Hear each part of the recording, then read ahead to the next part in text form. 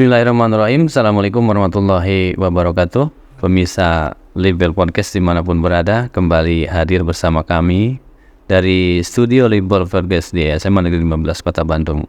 Dan seperti biasa saya menghadirkan tokoh-tokoh dari siswa, dari guru, dan dari orang-orang yang peduli kepada pendidikan akan hadir di Libel Podcast ini. Dan kali ini saya sudah mengundang Auli. Nah, saya panggil Auli aja yang singkatnya. Karena anak-anak sekarang itu susah-susah ejaannya. Beda dengan dulu kan, Toto, ya, gampang gitu ya. Kalau dulu itu Jaka gitu ya. Kemudian Caca, Cece gitu, gampang. Kalau sekarang Auli susah, Pak. Auli aja ya. Auli aja. Ya, selamat datang Auli. Sehat? Alhamdulillah sehat. Ini Auli harusnya udah pulang ya, tapi saya ajak dulu ke sini ke studio podcast.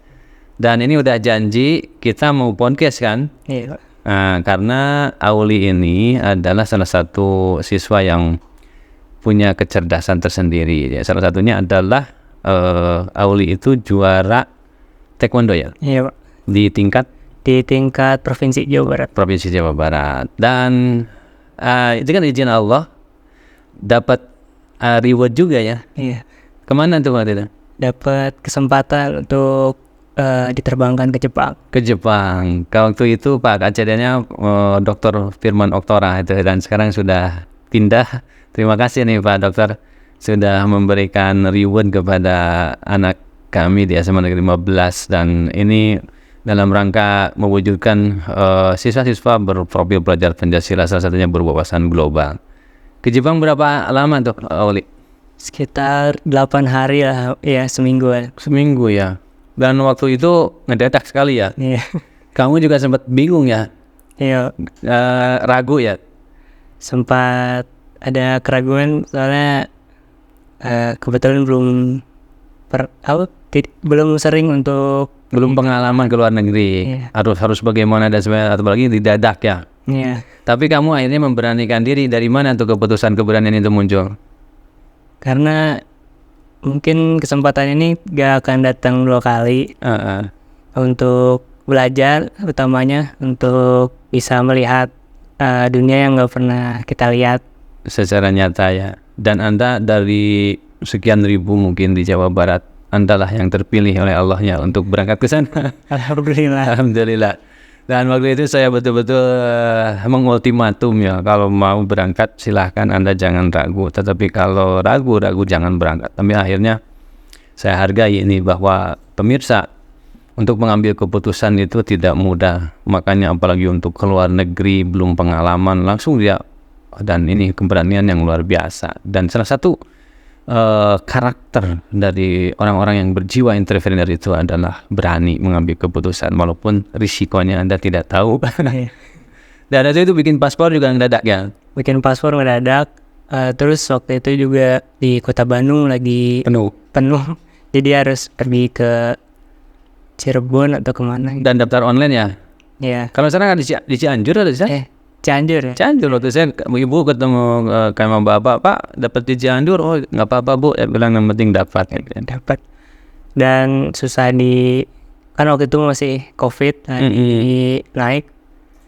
Agak susah di swab Di swabnya dia. Di swab. Harusnya itu sebenarnya dapatnya di vaksin booster. Tapi karena kebetulan masih 16 tahun, belum bisa. Jadi nyari swab. Hanya di swab aja. Dan akhirnya Anda bisa terbang ke Jepang ya. Dan apa tuh ke Jepang itu yang Anda dapat ketika begitu menginjakan kaki di tanah Jepang itu? Apa yang Anda dapat lihat itu? Yang kesan pertama Anda? Kesan pertama saya turun di Jepang, jujur kaget tuh saat baru turun. Saat di Bandara Internasional Jepang, saya melihat budaya di situ sangat berbeda ya. Di mana orang-orang mengantri dengan sangat sabar. Juga sangat sedikit orang yang berisik.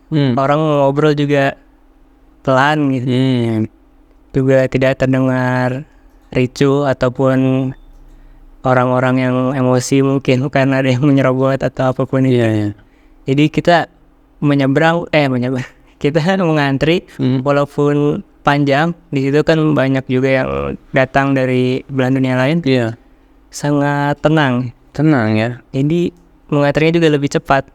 Oh, dan itu pertama kali Anda lihat inilah negara yang begitu tertib begitu ya. Iya.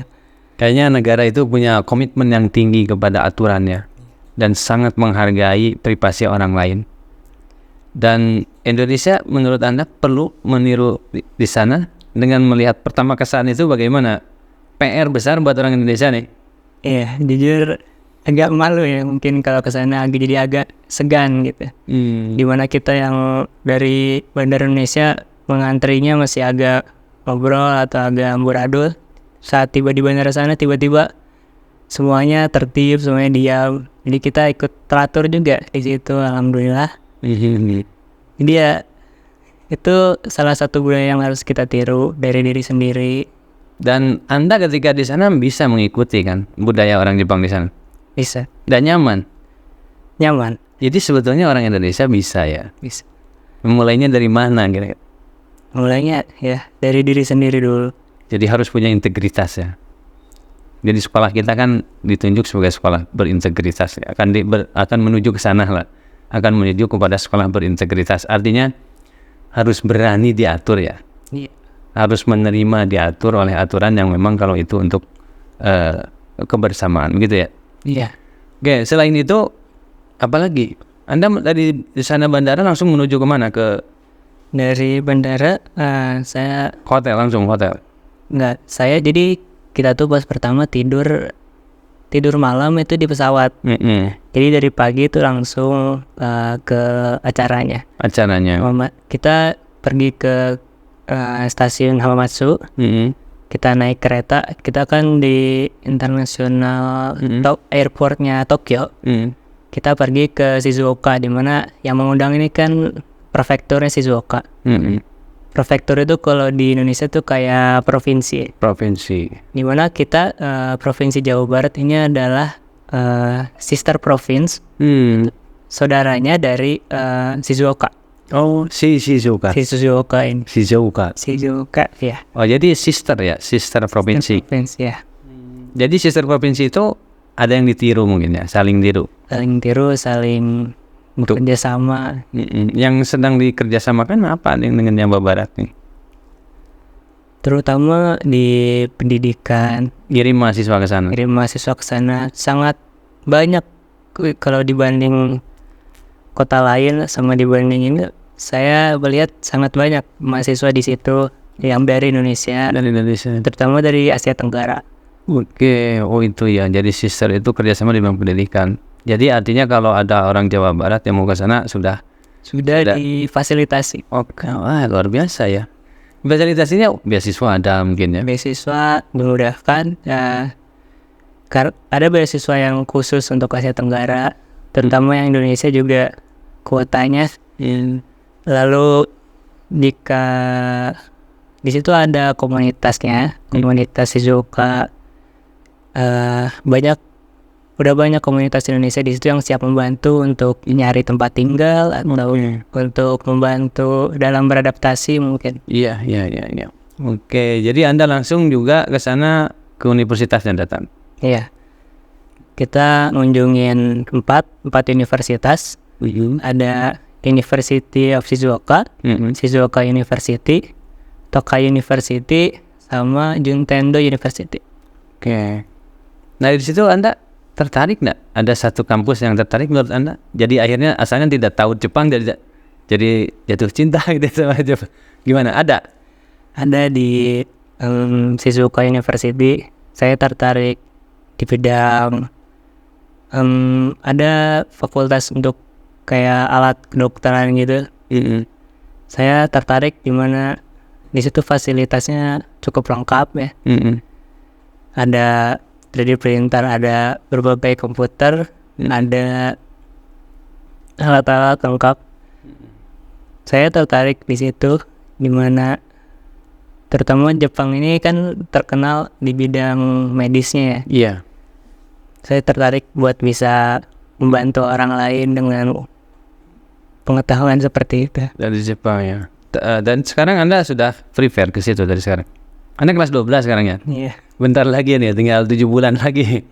Gimana untuk prepare ke sana? Udah ada usaha upaya itu cari-cari beasiswa atau link ke sana untuk bimbel-bimbel yang mengarahkan? Udah ada ke sana? Saya sih berencananya mungkin di S2-nya ya. Oh, S2. Saya berencana S1 di sini dulu. Mm-mm. Jadi mencari ilmu yang lebih matang di S2-nya di Jepangnya baru. Oke. Jadi Anda lebih mematangkan dulu di sini ya, tapi sambil tambah matang di sana. Jadi Anda sudah punya gambaran lah dan bagaimana keilmuannya ya, mengembangkannya di sana. Dan apa yang menurut Anda sangat menarik dari ketika melihat kampus di Jepang itu? Apakah sama lingkungan, budaya belajarnya mungkin ya itu? Apa yang Anda lihat budaya belajar di sana? Mungkin kalau yang orang lain lihat kan lingkungan dan teknologinya. Tapi menurut saya yang paling penting itu sumber daya manusia dan budayanya itu yang paling penting. Dimana saya lihat di situ Solokan aja nggak ada sampahnya sama sekali. Iya. Cuma ada daun-daun dan juga tidak ada air bekas buangan minuman atau buangan rumah tangga. Jadi itu pun cuma ada daun karena lagi musim gugur. Ya. Jadi Anda melihat juga sampai ke lingkungan, ke sungai gitu ya? Sampai ke lingkungan. Penasaran juga gitu ya? Penasaran ya. Oke. Dan menariknya juga di situ, misal di mall itu tidak ada tempat sampah justru. Tidak ada tempat sampah karena tempat sampah kita sendiri harus kita bawa ke rumah, harus kita buang di rumah. Disakui masuk di kantong ya, nanti dibuangnya di rumah. Jadi tidak ada tempat sampah. Ada tempat sampah. Bahkan tidak ada tempat sampah aja, lingkungannya bersih. Bersih ya. Kalau di kita tempat sampah banyak. Gak ada yang buang. Ini menurut Auli, apa sih yang menjadi permasalahan Indonesia dalam masalah ketertiban, kedisiplinan gitu ya? Apa sih masalahnya sih? Apa kalau Auli lihat kalau orang Indonesia ternyata di Jepang, Anda seminggu di Jepang 8 hari ya di Jepang. Iya. Buang sampah sembarangan nggak? Tidak. Karena jadinya malu. Iya. Jadi sebetulnya yang jadi masalah itu pribadinya atau lingkungannya ya di Indonesia menurut Auli? Keduanya sih. Keduanya ya. Tapi Jepang bisa begitu ya, bangsa ini anehnya. Nah ini mungkin dengan menghadirkan Auli di sini artinya kita sedang membentuk generasi yang akan datang, generasi yang sadar. Dan Auli mungkin punya kesadarannya sekarang.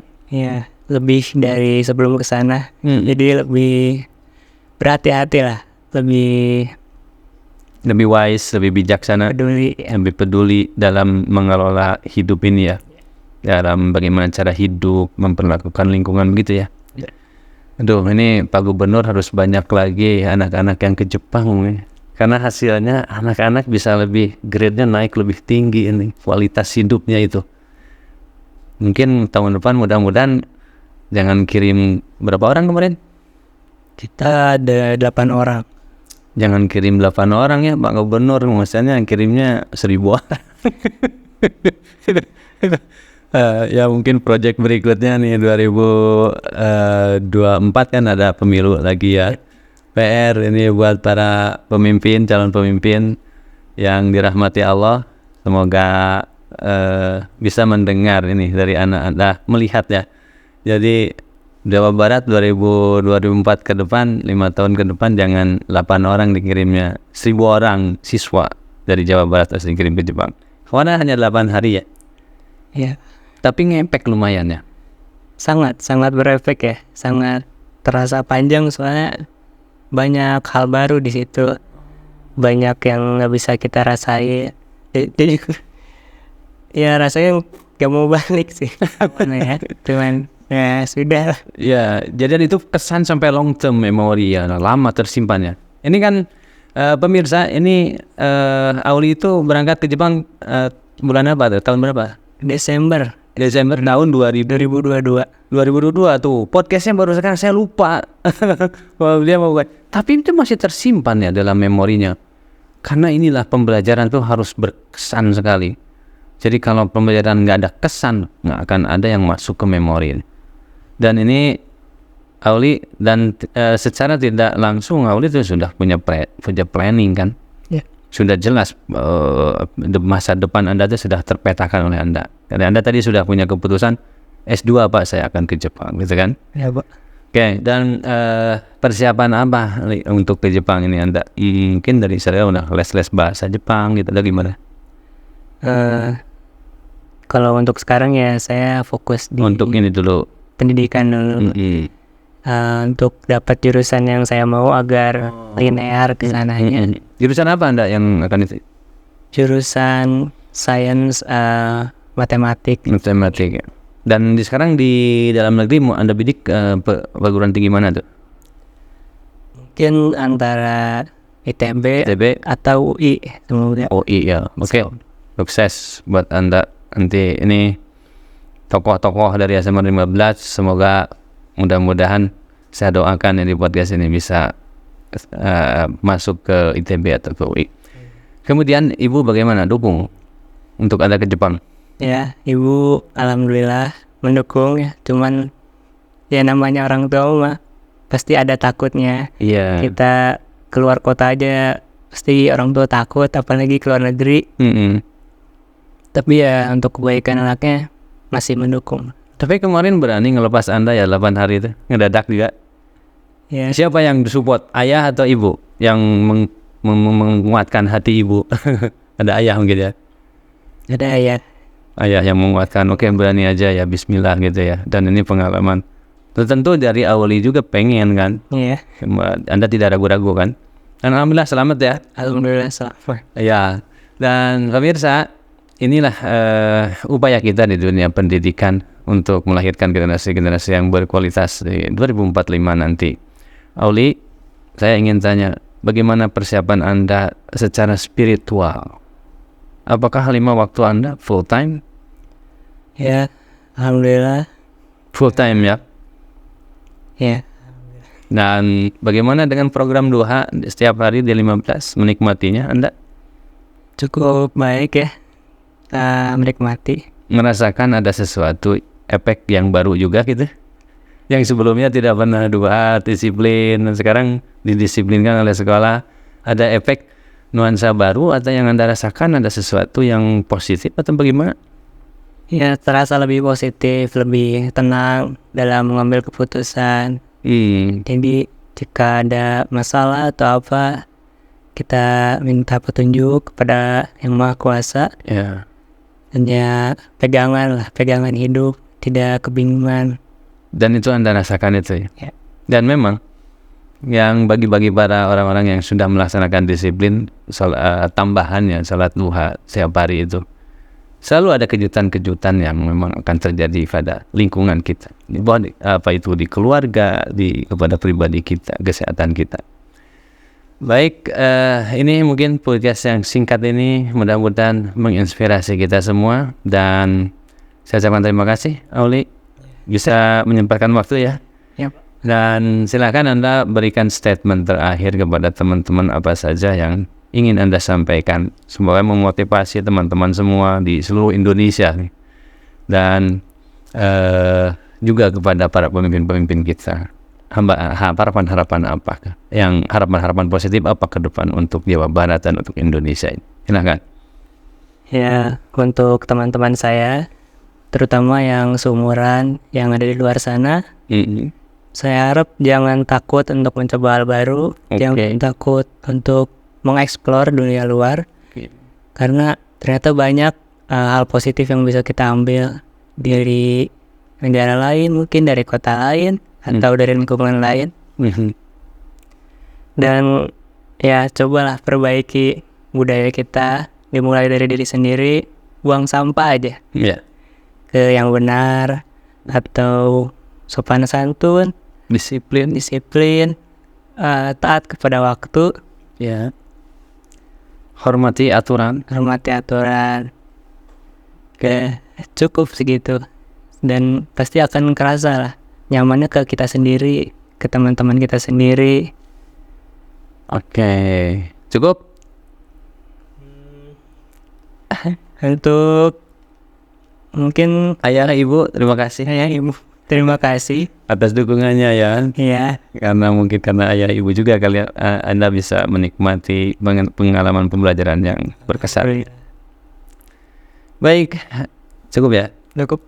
Baik, itulah pesan-pesan dari Auli yang betul-betul menurut saya memperlihatkan pribadi yang tenang, yang damai, dan saya kira Indonesia butuh kedamaian. Karena anugerah yang terbesar dari Allah Subhanahu wa taala itu damai ya. Ya, Jadi kalau konflik itu terus berisik, teriak-teriak, kemudian bertengkar, saya kira itu tidak ada anugerah yang tidak ada berkah dari Allah Subhanahu wa taala. Tapi kalau damai itu sebetulnya berkah karena kita bisa belajar tenang, bisa jualan tenang ya, dan politik pun bisa berjalan dengan semestinya. Dan pemerintahan pun pembangunan akan terus berjalan. Demikian pemirsa LBL Podcast, terima kasih atas perhatiannya dan jangan lupa komen, subscribe, dan di-share untuk mendukung anak-anak kita di SMA 15 supaya bisa lebih berkembang dan lebih kreatif lagi. Bila itu Assalamualaikum warahmatullahi wabarakatuh.